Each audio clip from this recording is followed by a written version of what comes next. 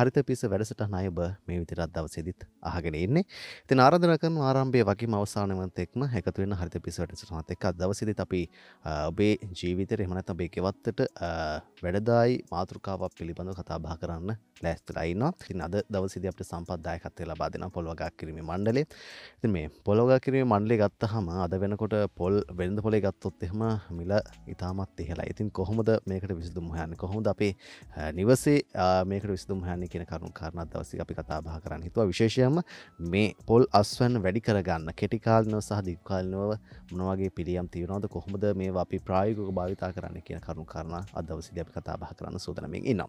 ඒ වගේම තමයි මතක් කරන්නටම අවශ්‍ය හරිත පිස YouTube නාලිකාව පිළිබඳව. ඉතින් ඔබට යම්කිසි භෝගයක් සම්බන්ධයෙන් හෝ වේවා පොල් වගාව සම්බන්ධයෙන් හෝ වේවා අපනයන භෝගයක් සම්බන්ධයෙන් හෝ වේවා ඔබට යම්කිසි ගැටලුවක් තිබෙනවා නම් ඔබට තොරතුරු දැනගන්න තියෙන හොඳම තැනක් තමයි හරිත පිස YouTube නාලිකාව කියලා කියන්නේ. ඉතින් ඔබේ දුවා දරුවන්ටත් යම්කිසි භෝගයක් පිළිබඳව ගැටලුවක් තිබෙනවා නම් ඒ පිළිබඳව දැනගන්න තියෙන හොඳම තැනක් තමයි හරිත පිස YouTube නාලිකාව කියලා කියන්නේ.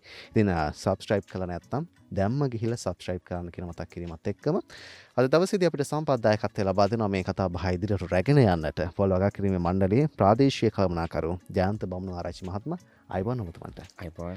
ඉතින් මම මතක් කරපු ආකාරයට මම දවසේදී අපි කතා බහ ලක් කරන්නේ මේ පොල් අස්වැන්න වැඩි කරගන්න කෙටි කාලිනව සහ දිගු කාලිනව මොන වගේ ක්‍රියාමාර්ග අපිට ගන්න පුළුවන්ද, කොහොමද මේක ප්‍රායෝගිකව භාවිතා කරන්න කියන කරුණු කාරණා පිළිබඳවයි අද දවසේදී අපි කතා බහ ලක් කරන්නේ.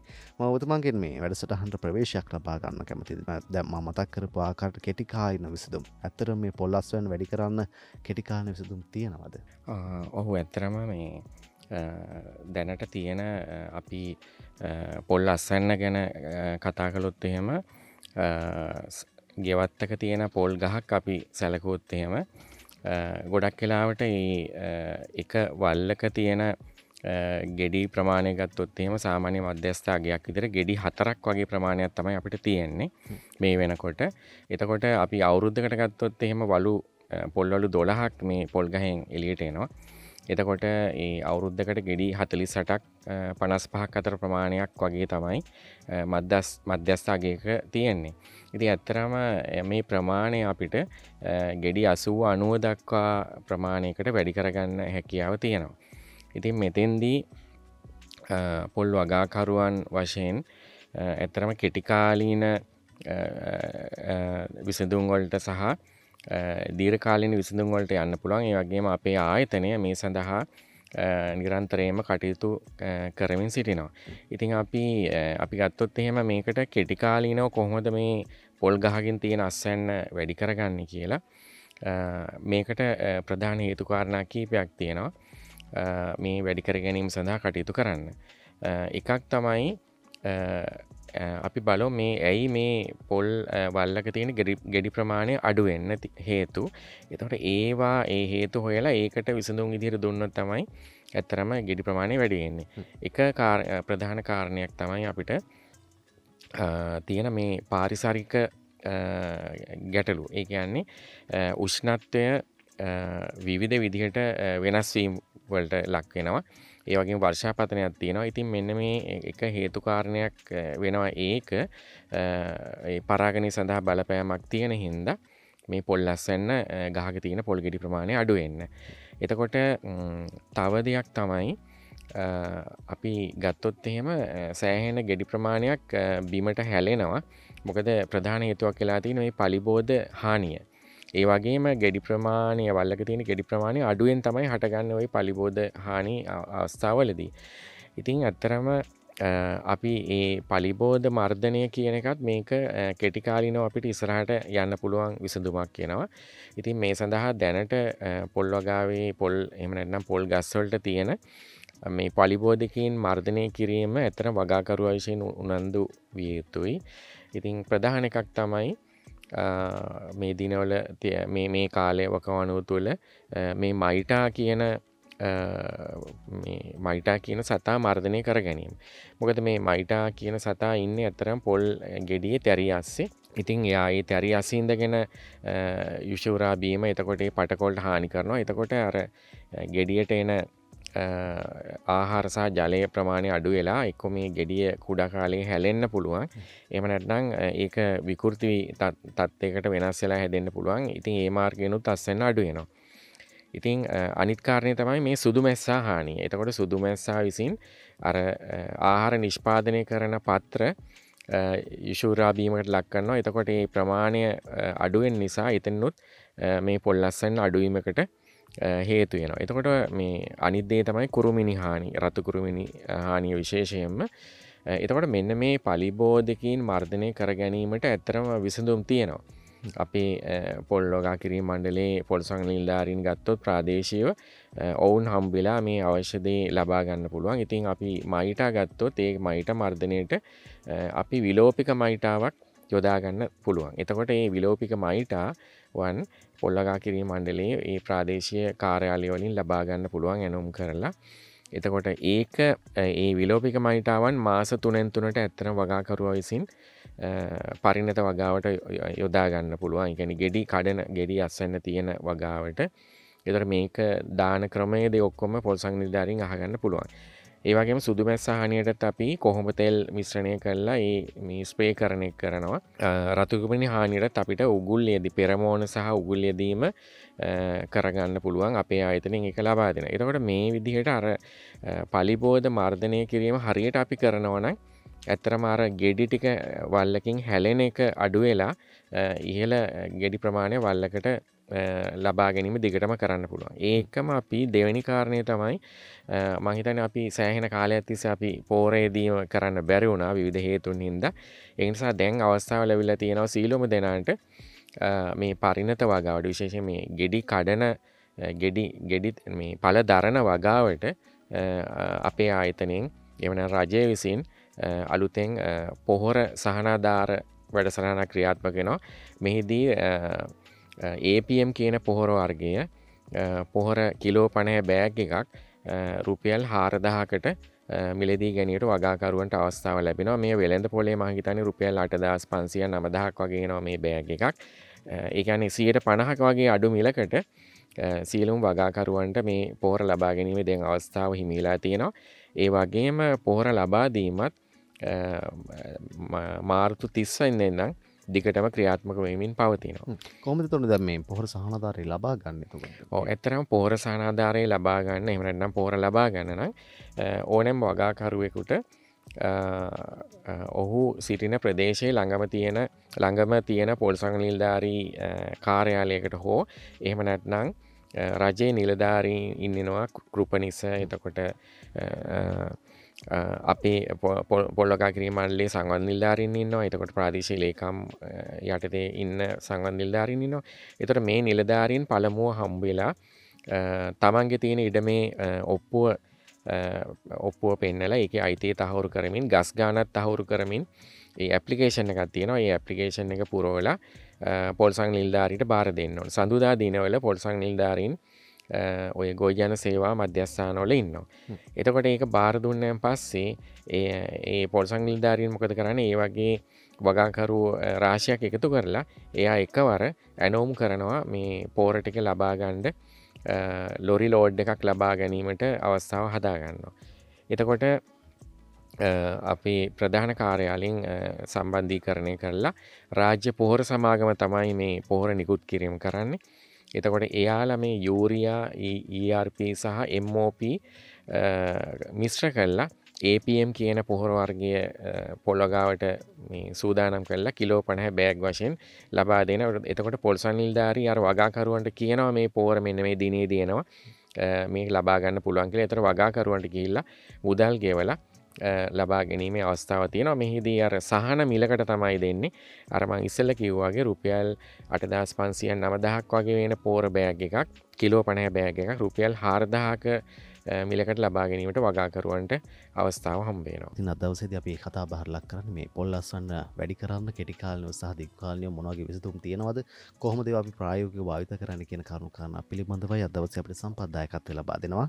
පොල් වගා කිරීම මණ්ඩලයේ ප්‍රාදේශීය කළමනාකරු ජයන්ත බමුණාරච්චි මහත්මයා අද දවසේ අපිට සම්පත්දායකත්වය ලබා දෙන්නේ. දැන් අපි මේ පොහොර සහනාධාරය පිළිබඳ කතා බහ ලක් කරද්දී මම ඔබතුමන්ගෙන් දැනගන්න කැමතියි. දැන් බොහෝ අයට දැනුමක් නැහැ අපි මේක කොච්චර කාලෙකින් පස්සේ යොදනවද අපි එකවරක් ඉදුවට පස්සේ නැවත කොච්චර කාලෙකින් නැවත මේ පොල් අස්වැන්නට පොල් වගාවට යොදනවද සහ නිවැරදිව කොහොමද මේ පොල් වගාවට අපි මේ පොල් පොහොර යොදන්නේ? සමහර අය දැනුමක් නැහැ. ඔහේ දානවා බහමාත්ම. අපි පිටුවල් ලබා දෙමු කොහොමද ඇත්තටම නිවැරදිව මේ පොල් පොහොර යොදන්නේ සහ කොච්චර කාලෙකින් පසුවද අපිට නැවත පොහොර යෙදීමක් සිදු කරන්න ඕනේ?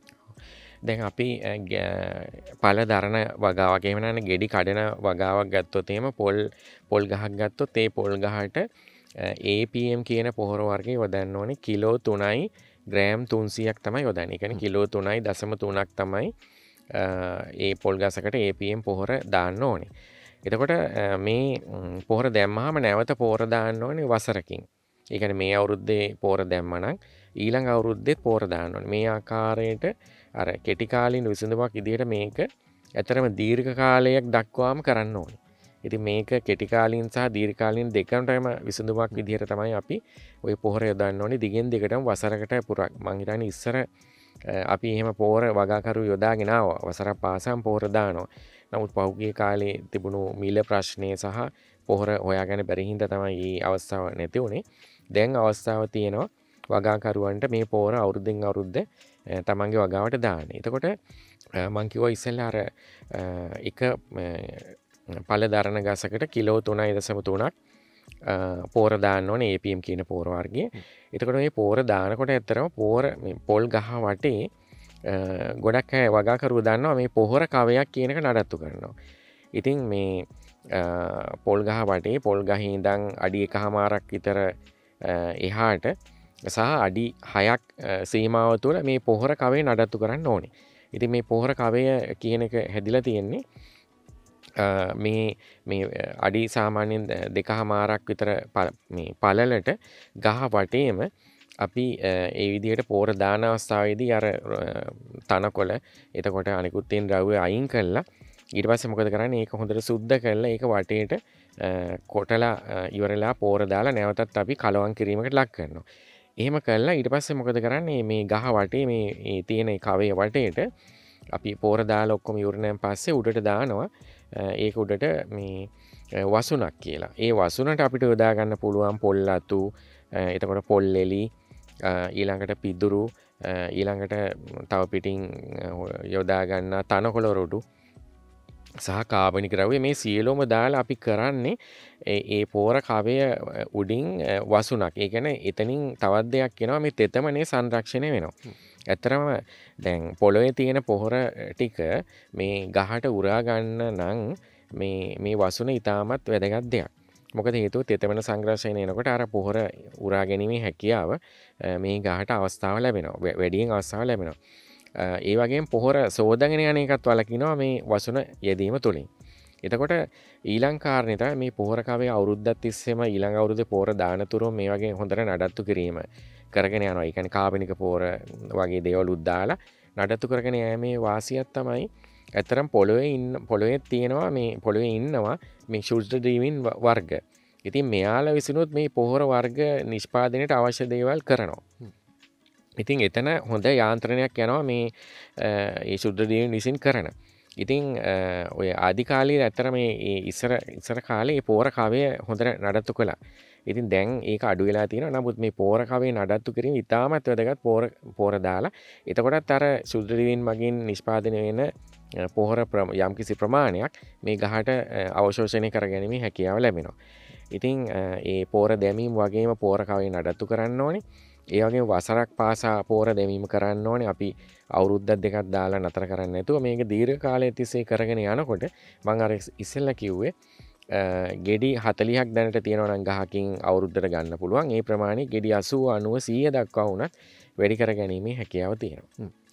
ඉතින් ඔබත් පොල් වගාවක් තියෙන කෙනෙක් නම් පොල් හිටවපු කෙනෙක් නම් ඉතින් ඔබට කීප වරක්ම පොල් පොහොර යදන්නට නොහැකියාවක් ලැබෙන්නේ නැති. ඉතින් ඔබට අවස්ථාව තිබෙනවා මේ පොල් සහනාධාරය ලබා ගන්න ඒ ජයන්ත මතක් කරපු ආකාරයට ඒ ක්‍රමයේ අනුගමනය කරලා මේ සහනාධාරය ඔබට ලබා ගන්නට හැකියාවක් තිබෙනවා. ඔබේ අස්වැන්න වැඩි කර ගන්නට හැකියාවක් තිබෙනවා. ඉතින් අපි කතා බහට ලක් කරලා කොහොමද මේ පොල් අස්වැන්න වැඩි කර ගන්න කෙටි කාලින විසඳුම් හොයන්න කියන කරුණු කාරණා පිළිබඳව අපි ඊළඟට කතා බහට ලක් කරමු. දැන් මොන වගේ දීර්ඝ කාලින විසඳුම් තියෙනවද කියලා? ඔව් ඇත්තටම අර කෙටි කාලීන විසඳුම් ටික අර පලිබෝධ මර්ධනය කර ගැනීම සහ පොහොර පොහොරයේදීම ඊළඟට තෙතමන සංරක්ෂණය මේ ටික කෙටිකාලීනව සහ දීර්ඝකාලයක් තිස්සේම ඉස්සරහට ගෙනියන්න ඕනේ ප්‍රධාන කාරණේ ඒක. ඒ වගේම අපි දීර්ඝකාලීනව දැන් ඉස්සරහට ජනගහන ප්‍රමාණය වැඩි වෙනවා. එතකොට ඒ වගේ දේවල් නිසා අපි අපේ සැලසුමක් දිගටම ක්‍රියාත්මක කරගෙන යනවා මේ වසරක් පාසාම පොල් අලුතෙන් වගා කළ හැකි ප්‍රදේශ තෝරගෙන සහ ඉඩම් තෝරගෙන ඒ සඳහා අවශ්‍ය පොල් පැල නිෂ්පාදනය කළා ඒ වගාකරුවන් අතරට ලබා දෙන්න. දැන්ටමත් ඒ වසර පාසා අපි දිගින් දිගටම ක්‍රියාත්මක කරනවා. ඒ වගේම අපි විශේෂ ප්‍රදේශ තෝරගෙනත් ඒ පොල් වගා ව්‍යාප්ති කිරීම කටයුතු කරනවා. උදාහරණයක් විදිහට දැන් උතුරු පොල් ත්‍රිකෝණය කියලා වැඩසටහනක් ආරම්භ කරලා තියෙනවා අපි. එතකොට මේ උතුරු පොල් ත්‍රිකෝණී වැඩසටහන මගින් අපි කරන්නේ පොල් අපිට තියෙන පොල් අක්කර ප්‍රමාණය මේ වෙනකොට ආසන්න වශයෙන් ලක්ෂ 11ක් වගේ ප්‍රමාණයක්. මේක තවදුරටත් වැඩි කරගන්න ඒ උතුරේ තියෙන උතුරු පළාතේ තියෙන ප්‍රදේශ ගොඩාක් තෝරගෙන අපි අපේ තවාන් මගින් පොල් පැල නිෂ්පාදනය කළා ඒ වගාකරුවන්ට අවශ්‍ය පොල් පැල ප්‍රමාණය දීලා වගා කිරීමේ කටයුතු මේ දවස්වල කරගෙන යනවා. එතනින් අපිට අර පොල් අක්කර ප්‍රමාණය වැඩි කර ගැනීම හැකියාව ලැබෙනවා. ඒතර ඉදිරියේදී ඒ කියන්නේ දීර්ඝකාලීන විසඳුමක් විදිහට මේ ප්‍රධානව ගන්න පුළුවන් අපිට මේ පොල් අස්වැන්න ඒවා පළදරන තත්ත්වයට ආවයින් පස්සේ අවුරුදු 5ක් පසුවනෑන් පසු ඒවැනුත් අපිට ලොකු අසන්න ප්‍රමාණයක් අපිට ඉදිරියේදී ලබා ගන්න පුළුවන්. ඒතර දීර්ඝකාලීන විසඳුමක් විදිහට ඒක සහ අපි අනිකුත් ඔය පාරිසරික ඔය උෂ්ණත්වය වැඩි වීම එතකොට නියඟේ ඒ වගේ දේවල් වලටත් අපි විවිධ ක්‍රමයේ ඔස්සේ විසඳුම් හොයාගෙන යනවා. විශේෂයෙන් වගාකරුවන් තෙතමන සංරක්ෂණ ක්‍රම වලට ඒ වගේම ජල සම්පාදන ක්‍රම අලුතෙන් ඇති කරගන්න ජලය සංරක්ෂණය කරගන්නේ කොහොමද? අන්න ඒ වගේ දේවල් ඉස්සරහට හිතලා අපි සිද්ධ කරනවා. ඒ වගේම වගා නොකරපු ඉඩම් ඇත්තරම අපි හැම පැත්තක්ම ගත්තොත් එහෙම හැම දිසිරිකයක්ම ගත්තාම පොල් වගා කළ හැකි එහෙත් වගා නොකරපු ඉඩම් විශාල ප්‍රමාණයක් තියෙනවා. ඉතින් ඒ වගා නොකරපු ඉඩනොත් ඉඩම් ඉදිරියේදී ඇත්තරම අපි ක්‍රියාත්මක වෙනවා. ඒ ඉඩම් අයිතිකරුවන් සොයාගෙන ගිහිල්ලා ඔවුන්ට ඒ පහසුකම් ලබා දීලා ඒ වගා කරලා නැති ඉඩම් අලුතෙන් පොල් වගාව ස්ථාපිත කරන්න කටයුතු කරන්න. ඒ වගේම අත්හැරලා දාපු ඉඩනුත් තියෙනවා එච්චර නඩත්තුවක් නැතුව. ඉතින් අපි ඒක දැන් ක්‍රියාත්මක වෙනවද නැත්නම් ක්‍රියාත්මක දැන් ක්‍රියාත්මක ඉස්සරහට වෙමින් පවතිනවා. ඒ කියන්නේ අපි දැන් අපි ඉදිරියේදී ආරම්භ කරනවා. ඒකට සීලව සැලසුම් යොදලා තියෙනවා.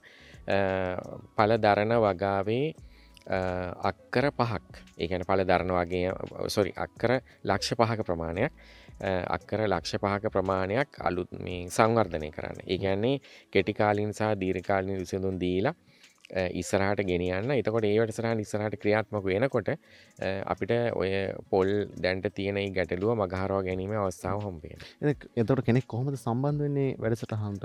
මෙතෙන්දී ඇත්තරම අපි මාධ්‍යයෙන් දැනුවත් කරනවා. ඒ වගේම අපේ නිලධාරීන් මගිනුත් දැනුවත් කිරීම කරනවා. ඒ වගේම අපේ ව්‍යාප්ති පුහුණු වැඩසටහන් කරගෙන යනවා අපි සෑහෙන හැම ප්‍රදේශයකම. එතකොට ඒ අයට දැනගන්න හම්බ වෙනවා හැම තැනින්ම මේ අලුතෙන් තමන්ගේ වත්තේ පොල් වගා කරන්න ඕන කොහොමද පොල් පැල ලබා ගන්නේ. ඒ වගේම පොල් සංඝ නිලධාරී හම්බ වෙන්න ගිහිල්ලා සඳුදා දවස්වල ඉන්නවා කාර්යාලේ. ඔවුන්ට මේ ගැන කිව්වහම ඔවුන් විසින් මේ සහනාධාර මිලට පොල් පැල ලබා දීම සහ පොල් වගා කිරීමට අවශ්‍ය සියලුම උපදෙස් තාක්ෂණික වශයෙන් දෙන උපදෙස් ලබා ගැනීමේ හැකියාව තියෙනවා. ඒතර හැම වගාකරුවෙකුට ඒ වගේම තමන්ගේ අලුතෙන් වවන්න සහ තියෙන වගාවේ තියෙන අර පුරප්පාඩු පුරවන්න අවස්ථාව ලබා දීලා තියෙනවා අපේ ආයතනය විසින් පැල ලබා දීම තුලින්. ඇත්තටම මේ ජයන්ත මහත්මයා මේ පොල් වගාවක් කියලා කියන්නේ දිව්කාලීන ආයෝජනයක් නේ. දැන් කෙනෙක් පොල් වගාව හිතුවා දැන් මේ ඔබතුමා සඳහන් කරා මේ ඉඩම් අක්කර ලක්ෂ 5ක සංවර්ධනය කිරීම වැඩසටහනක් ක්‍රියාත්මක කරනවා කියලා. ඒ වගේම තමයි වගා නොකරපු ඉඩම් හොයාගෙන ඒ ඉඩම් වල පොල් වගාව සිද්ධ කරනවා කියලා. ඒ දැන් ඔබතුමාලා පැත්තෙන් ඒක සිද්ධ කරන්න එතකොට දැන් මේ ප්‍රතිලාභ මොනවද ජනතාවට ලැබෙන? ඇත්තරම දැන් වගා නොකරපු ඉඩමක් අපි ගත්තොත් එහෙම ඒ වගාකරුවට ඉඩම් හිමියට ඇත්තරම තියෙන ගැටලුව තමයි මේ වගා කරන්න එයාට යම්කිසි ගැටලුකාරී තත්ත්ව තියෙන්න පුළුවන්. ඒ කියන්නේ එයාට මේක රැක බලා ගැනීමේ නොහැකියාව තියෙනවා. එක්කෝ ආරක්ෂාව පිළිබඳ ප්‍රශ්න තියෙනවා. ඒතර එයාට මේකට යෙදෙන්න අවස්ථාවක් නැති වෙන්න පුළුවන්. ඉතින් ඒ වගේ ඉඩම් හිමියන් අපි තෝරලා ඉදිරියේදී එයාගේ තියෙන ගැටලුවට විසඳ උදාහරණ දැන් අපි හිතමු ඒ පුද්ගලයා රටේ ඉන්න කෙනෙක් නම් පිටරට රැකියාවක දෙනවනම් එයාට ඉඩම කරන්න අවස්ථාව නැහැ. එතකොට අපි කරන්නේ විවිධ පාර්ශව සම්බන්ධ කරනවා.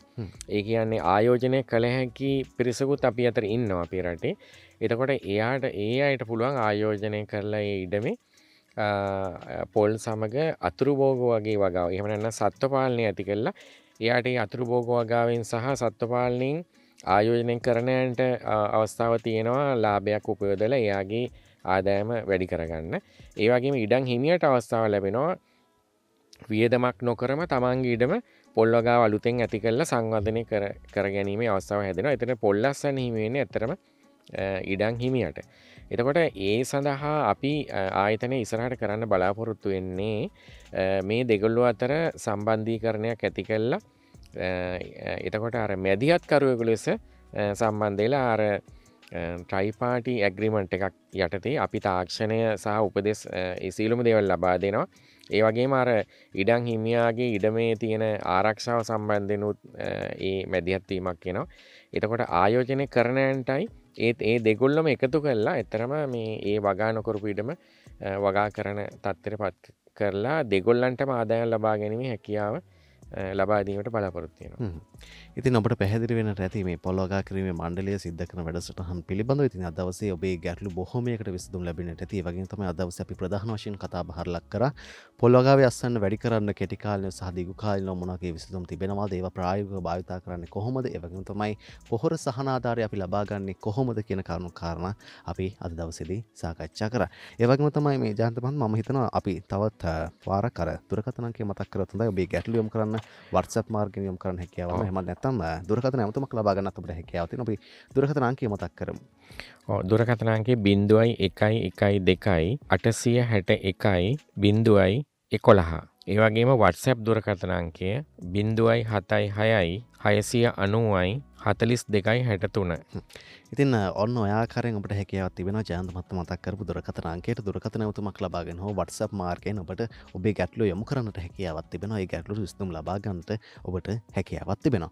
ඉතින් ඒ සිහිපත් කිරීමත් සමගින් අද දවසට හරිත පිස වැඩසටහන මේ ආකාරයෙන් නිමාවටපත් කරනවා. අද දවසේදී අපේ සම්පත්දායකත්වය ලබා දුන්නා පොල් වගා කිරීමේ මණ්ඩලයේ ප්‍රාදේශීය කළමනාකරු ජයන්ත බමුණාරච්චි මහත්මයා. ඔබතුමාට බෙහෙම ස්තුතියි අද දවසේ අපේ සම්පත්දායකත්වය ලබා දුන්නාට.